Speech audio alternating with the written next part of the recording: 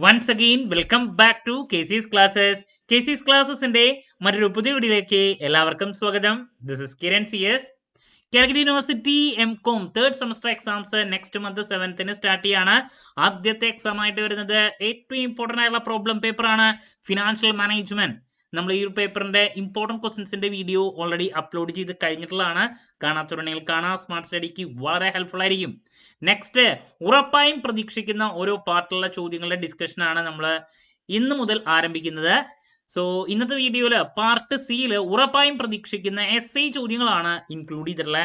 വീഡിയോയിലോട്ട് പോണേക്കാൾ മുമ്പ് പറയാനുള്ളത്, നമ്മുടെ സ്ഥാപനം കാലിക്കറ്റ് യൂണിവേഴ്സിറ്റി M.Com എല്ലാ സെമസ്റ്ററിലെയും ക്ലാസ്സസ് പ്രൊവൈഡ് ചെയ്യുന്നുണ്ട്. നമ്മുടെ ആപ്പിലൂടെയാണ് ക്ലാസ്സസ് അവൈലബിൾ ആവുക. റെക്കോർഡ് ക്ലാസ്സസ് ഉള്ളത് കൊണ്ട് തന്നെ എപ്പോൾ വേണമെങ്കിലും പഠിച്ച് ഡൗട്ട് ഉള്ളത് ചോദിക്കാനുള്ള അവസരം ഉണ്ടെന്നുള്ളതാണ്. ഇതുവരെയുള്ള നമ്മുടെ റിസൾട്ട്സ് ഒക്കെ സൂപ്പർ റിസൾട്ട്സ് ആണ് കേട്ടോ. സോ നമ്മുടെ ക്ലാസ്സിൽ ജോയിൻ ചെയ്ത് പഠിച്ച് നല്ല മാർക്ക് മേടിക്കാൻ താല്പര്യമുള്ള സ്റ്റുഡൻസിന് ഡിസ്ക്രിപ്ഷൻ ബോക്സിലുള്ള എൻ്റെ വാട്സപ്പ് നമ്പറിൽ കോൺടാക്ട് ചെയ്യാം, ക്ലാസ്സസ് ആക്സസ് ചെയ്യാം. ഓക്കെ, സോ നമുക്ക് എന്തെങ്കിലും വീഡിയോയിലോട്ട് കിടക്കാം. പാർട്ട് സിയിൽ നമുക്ക് 4 ചോദ്യങ്ങളിൽ 3 പ്രോബ്ലംസും ഒരു തിയറി ചോദ്യമാണ് വരുന്നത്.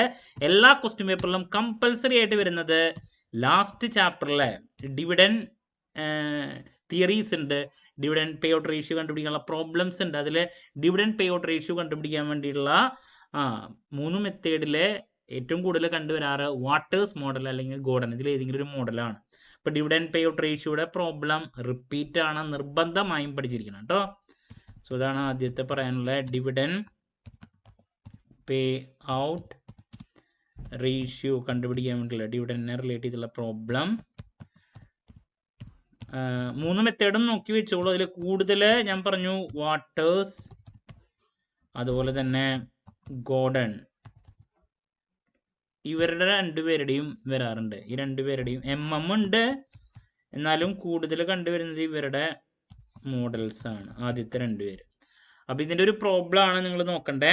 നെക്സ്റ്റ്, ഇതിൻ്റെ തിയറി, ഡിവിഡൻ തിയറി എക്സാമിന് ചോദിച്ചിട്ടുള്ളതാണ് ഇതിനേക്കാൾ മുമ്പുള്ള പേപ്പറിൽ. അപ്പോൾ എക്സ്പ്ലെയിൻ വാരിയസ് ഡിവിഡൻ തിയറീസ്, അത് നോക്കിയിരിക്കണം. പിന്നെ ഒരു ചോദ്യം ചില സമയത്ത് അത് 3 വീറ്റേജിലേക്ക് പോകാറുണ്ട്, അല്ലെങ്കിൽ SIക്കും നമുക്ക് വേണമെങ്കിൽ പ്രതീക്ഷിക്കാം. Factors affecting, factors determining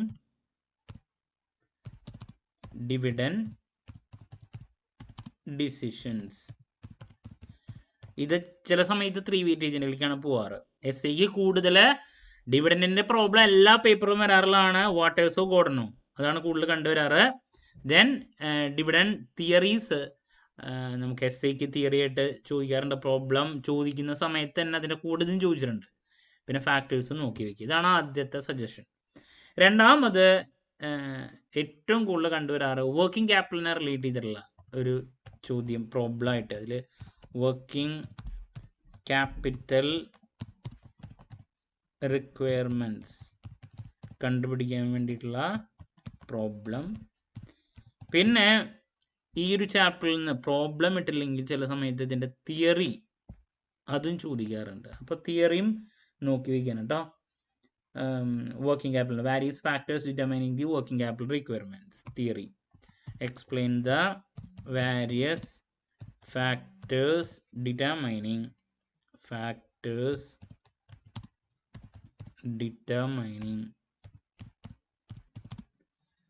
the working capital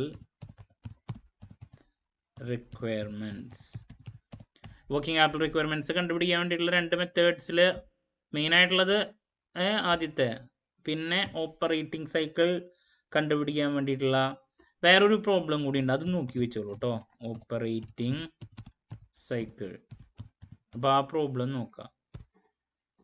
അപ്പം അങ്ങനെ വർക്കിംഗ് ക്യാപിറ്റൽ എന്ന് പറയുന്ന ചാപ്റ്ററിൽ നിന്ന് ഒരു പ്രോബ്ലം, അതല്ലെങ്കിൽ തിയറി, ഇതെപ്പോഴും റിപ്പീറ്റ് ആയിട്ട് വരാറുള്ളതാണ്. വർക്കിംഗ് ക്യാപിറ്റൽ റിക്വയർമെൻറ്റ്സിൻ്റെ പ്രോബ്ലം, then അതിൻ്റെ theory, factors determining working capital requirements. പിന്നെ ഓപ്പറേറ്റിംഗ് സൈക്കിളിൻ്റെ പ്രോബ്ലം നോക്കാം, ചില സമയത്ത് അതും ഇടാറുണ്ട്. ഇനി ലാസ്റ്റ് ഒരു 2 വർഷങ്ങളായിട്ട് റിപ്പീറ്റ് ആയിട്ട് ക്യാപിറ്റൽ സ്ട്രക്ചർ ചാപ്റ്ററിൽ നിന്ന് ഒരു പ്രോബ്ലം വരുന്നുണ്ട്. 4 മെത്തേഡ് ഉണ്ട്, തിയറീസ് ഉണ്ട്. അതിൽ നെറ്റ് ഓപ്പറേറ്റിംഗ് ഇൻകം അപ്രോച്ചാണ് കൂടുതൽ കണ്ടുവരുന്നത്, അതിനെ റിലേറ്റ് ചെയ്തുള്ള പ്രോബ്ലം. ക്യാപിറ്റൽ സ്ട്രക്ചർ ചാപ്റ്ററിൽ നിന്ന് പല ഇതുണ്ടല്ലോ, നെറ്റ് ഇൻകം അപ്രോച്ച് ഉണ്ട്, NI ഉണ്ട്, നെറ്റ് ഓപ്പറേറ്റിംഗ് ഇൻകം ഉണ്ട്. അതിൽ നെറ്റ് ഓപ്പറേറ്റിംഗ് ഇൻകം അപ്രോച്ചിനെ റിലേറ്റ് ചെയ്തിട്ടുള്ള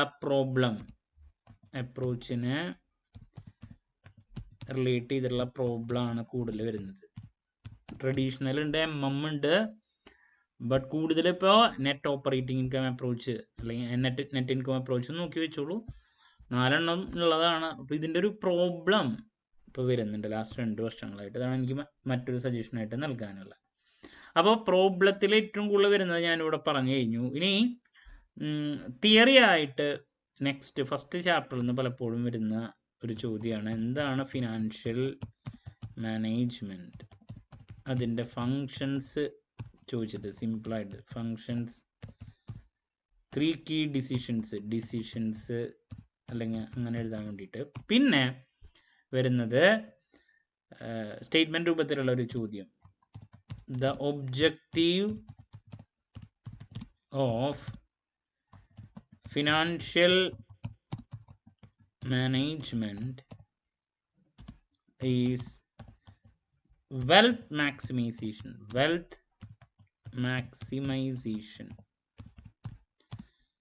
not profit maximization. ഇങ്ങനൊരു സ്റ്റേറ്റ്മെൻറ്റ് തരുന്നു. കമൻറ്റ്. ഇതിനേക്കാൾ മുമ്പ് വന്നിട്ടുള്ളൊരു ചോദ്യമാണ് കേട്ടോ, അത് നോക്കി വയ്ക്കുക. ഒബ്ജക്റ്റീവ്സ് നോക്കുക, അതാണ് മെയിനായിട്ട്. ഇത് ഇൻഡയറക്റ്റ് മോഡിലുള്ള ചോദ്യം വരുമ്പോൾ ആ രീതിയിൽ പ്രസൻറ്റ് ചെയ്യാൻ ശ്രമിക്കുക. പ്രോബ്ലം കൂടുതൽ അറ്റൻഡ് ചെയ്യാൻ ശ്രമിക്കുക. പ്രോബ്ലം അറ്റൻഡ് ചെയ്യുമ്പോഴാണ് നമുക്ക് സ്കോർ ചെയ്യാൻ പറ്റുക. തിയറിനേക്കാളും കൂടുതൽ എന്തായാലും പ്രോബ്ലത്തിനാണ് നമുക്ക് മാർക്ക് കിട്ടുക. ഓക്കെ, പിന്നെ പഠിച്ചു കഴിയാത്തവർ തിയറി എഴുതുക, വേറെ നിവൃത്തിയില്ലല്ലോ. അപ്പോൾ ഇതാണ് തിയറിയിൽ ഫസ്റ്റ് ചാപ്റ്ററിൽ നിന്ന് നമ്മൾ പ്രതീക്ഷിക്കുന്ന കാര്യങ്ങൾ. ഇനി പിന്നെ കഴിഞ്ഞ വർഷം സാധാരണ 3 വെയിറ്റേജിൻ്റെ മാത്രമായിട്ട് വരാറുള്ള ഒരു ചോദ്യം കഴിഞ്ഞ പ്രാവശ്യം SC കിട്ടും എന്നുള്ളതാണ്.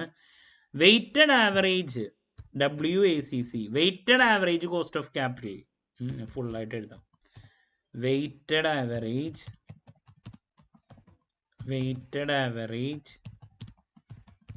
Cost of capital WACC. ഇത് സാധാരണ അവർ 3 വെയിറ്റേജിൻ്റെ ഇടാറുള്ള അതിൻ്റെ പ്രോബ്ലം കഴിഞ്ഞ പ്രാവശ്യം SCക്ക് ചോദിച്ചു. വളരെ ഈസിയാണ്. ബുക്ക് വാല്യൂ വെയ്റ്റ്സ്, അതിൻ്റെ ബേസ്ഡ് മാർക്കറ്റ് വാല്യൂൻ്റെ ഒരു പ്രോബ്ലം. അപ്പോൾ സാധാരണ 3 വെയിറ്റേജിൽ വരുന്നത് SCക്ക് ചോദിച്ചിട്ടുള്ളതാണ് മറ്റൊരു സജഷൻ. പിന്നെ ലിവറേജിനെ റിലേറ്റ് ചെയ്തിട്ടുള്ളത്, അതും 2 and 3 വെയിറ്റേജിൽ കണ്ടുവരാറുള്ള പ്രോബ്ലംസ് ചില സമയത്ത് മാറ്റി ഇതിലും ഇടാറുണ്ട്. ഇപ്പോൾ ലിവറേജ് കംഫർട്ടബിൾ ആണ്. SCക്ക് ചോദിക്കുമ്പോൾ കുറച്ചൊരു ഡിഫിക്കൽട്ടായിട്ടുള്ള മോഡ് ചോദ്യവും ഇടാറുണ്ട് അവർ. ലിവറേജിൻ്റെ പ്രോബ്ലം 3 ലിവറേജും നിർബന്ധമായും നോക്കി വയ്ക്കുക. Operating leverage, financial leverage, combine leverage, അതിൻ്റെ degree of operating leverage, degree of combine leverage, degree of financial leverage നോക്കുക. കൺസെപ്റ്റ് നന്നായിട്ട് പഠിക്കുക. അപ്പോൾ ഇതാണ് മറ്റൊരു സജഷൻ നൽകാനുള്ള. പിന്നെ ഞാൻ പറഞ്ഞിട്ടുണ്ടായിരുന്നു സെക്കൻഡ് ചാപ്റ്റർ ഇൻവെസ്റ്റ്മെൻറ്റ് ഡിസിഷനിൽ നിന്ന് ഒരു ചോദ്യങ്ങളും വരാറില്ല എന്ന്. അതിൽ നിന്ന് ഒറ്റ പ്രാവശ്യം ചോദിച്ചിട്ടുണ്ടായിരുന്നത് ഇൻവെസ്റ്റ്മെൻറ്റ് ഡിസിഷനെ റിലേറ്റ് ചെയ്തിട്ടുള്ള ഒരു തിയറി, ഇൻവെസ്റ്റ്മെൻറ്റ് അപ്രൈസൽ മെത്തേഡ്സ് അല്ലെങ്കിൽ ഇൻവെസ്റ്റ്മെൻറ്റ് ഡിസിഷൻ എന്താണ്, അതിൻ്റെ ടൈപ്സ്, അതാണ് ഒരു പ്രാവശ്യം ചോദിച്ചത്. ഇൻവെസ്റ്റ്മെൻറ്റ് തിയറി ആയിട്ട് ഇൻവെസ്റ്റ്മെൻറ്റ് ഡിസിഷൻ എന്താണ്, explain the various types of investment decision. Okay, അപ്പോൾ ഇതൊക്കെയാണ് SCക്ക് തരാനുള്ള സജഷൻ. അപ്പോൾ ദ മോസ്റ്റ് ഇമ്പോർട്ടൻറ്റ് ടോപ്പിക് SCക്ക് ഡിവിഡൻ്റ് ആണ്. ഡിവിഡൻഡ് പേ ഔട്ട് റേഷ്യോൻ്റെ പ്രോബ്ലം നോക്കുക, അതിലത്തെ തിയറി നോക്കുക, ദെൻ വർക്കിംഗ് ക്യാപിറ്റൽ റിക്വയർമെൻറ്റ്സ്. ഇത് രണ്ടിൽ നിന്ന് എന്തായാലും ചിലപ്പോൾ 2 SN കിട്ടും. ആദ്യം ഇത് രണ്ടും ഫോക്കസ് ചെയ്താൽ അത് അവിടെ തന്നെ നമ്മുടെ SC പാർട്ട് കംഫർട്ടബിളായി. പിന്നെ അതിൻ്റെ തിയറി നോക്കാം, വർക്കിംഗ് ക്യാപിറ്റൽ റിക്വയർമെൻറ്റ്സിൻ്റെ. പിന്നെ ക്യാപിറ്റൽ സ്ട്രക്ചർ ഇപ്പോൾ വരുന്നുണ്ടെന്ന് പറഞ്ഞു. Problem, net income approach, net operating, അതാണ് കൂടുതൽ വരുന്നത്. പിന്നെ ഫസ്റ്റ് ചാപ്റ്ററിലത്തെ തിയറി, പിന്നെ വെയ്റ്റഡ് ആവറേജ് കോസ്റ്റ് ഓഫ് ക്യാപിറ്റലിൻ്റെ പ്രോബ്ലം കഴിഞ്ഞ പ്രാവശ്യം ചോദിച്ചു. അതുപോലെ തന്നെ ലിവറേജ് ചോദിക്കുന്നുണ്ട്. അതൊക്കെ മാറി പിടിക്കുന്നതാണ്, കമ്പൽസറി ആയിട്ട് പറയാൻ പറ്റില്ല. അപ്പം 3 പ്രോബ്ലത്തിൽ ഏതെങ്കിലും മാറി വരുമ്പോൾ അങ്ങനെ വരുന്നതാണിത്. പിന്നെ ഇൻവെസ്റ്റ്മെൻറ്റ് ഡിസിഷൻ്റെ തിയറി ഒരു പ്രാവശ്യം ചോദിച്ചിട്ടുണ്ട്. സോ ദാറ്റ്സ് അബൌട്ട് നമുക്ക് SCക്ക് പ്രതീക്ഷിക്കുന്ന കാര്യങ്ങൾ.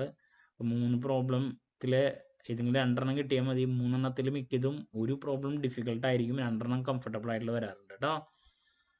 സോ ആദ്യത്തെ കുറച്ച് ചോദ്യങ്ങൾ വരുന്ന ഇതാണ്, പിന്നെ ഇത്. എല്ലാവരും നല്ല രീതിയിൽ പഠിക്കുക. ഇനി നെക്സ്റ്റ്, ഉറപ്പായും പ്രതീക്ഷിക്കുന്ന പാർട്ട് എയിലുള്ള 2 വെയിറ്റേജും പാർട്ട് ബിയിലുള്ള 3 വെയിറ്റേജ് ചോദ്യങ്ങളൊക്കെ ആയിട്ട് എത്രയും പെട്ടെന്ന് തന്നെ നിങ്ങളുടെ മുമ്പിൽ എത്താമെന്നുള്ള പ്രതീക്ഷയോടെ നിർത്തുന്നു. This is Kiran CS signing off. Have a nice day. Thank U.